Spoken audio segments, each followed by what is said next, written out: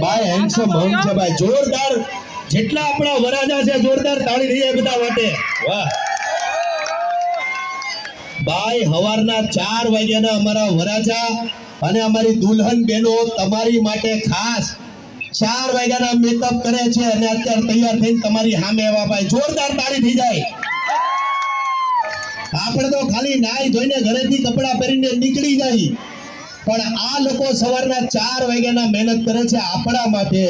એટલે જેટલા પણ કન્યાદાન ફેશનમાં વરાજા છે, અમારી દુલ્હન બહેનો છે, એના માટે જોરદાર તાળી થઈ જાય તમને માસીના આમ મારા.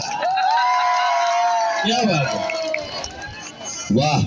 હવે કન્યાદાનની ટીમ આવે આ બાજુ.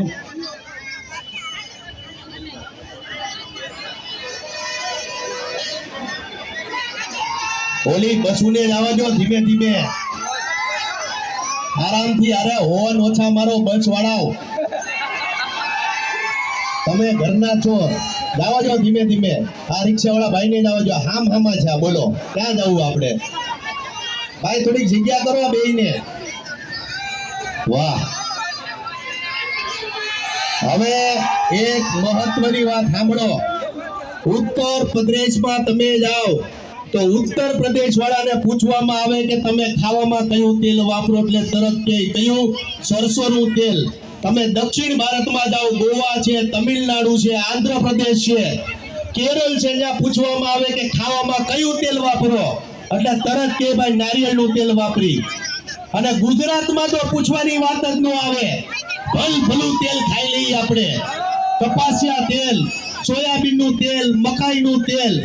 પણ આપણી ગુજરાતની આબોહવા પ્રમાણે આપણે કોઈ તેલ સૂટ થતું હોય તો આ બહુ સત્ય વાત કરું છું, ગુજરાતીઓ માટે ઉત્તમ ગણાતું કોઈ તેલ હોય તો એ છે મગફળીનું તેલ, અને બીજા નંબરનું છે તલનું તેલ. ખાવામાં વાપરજો. આ સિવાયના કોઈ પણ તેલ તમે વાપરો છો એટલે મજાક નથી કરતો.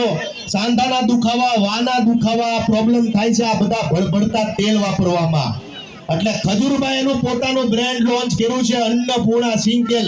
ક્યાં છે મારો ડબ્બો?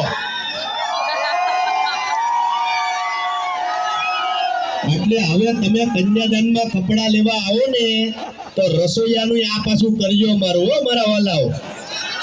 હું કીધું આ જોઈ લો અન્નપૂર્ણા, કાંઈ ઘટે નહીં. અને મારું પોતાનું બ્રાન્ડ છે એટલે તમામ લોકોને કહું છું કે તમે ખજૂરને પસંદ કરતા હો, ખજૂરને પ્રેમ આપતા હોય તો તમારા ઘરના રસોડામાં અન્નપૂર્ણા હોવું જોઈએ કે ન હોવું જોઈએ? અને ગુજરાતીઓની હિતની વાત કરું છું હંમેશા. પકડો લાલાભાઈ, આ તમામ ખેડૂતો માટે હું તને કહું છું કે આ વખતે અતિવૃષ્ટિના કારણે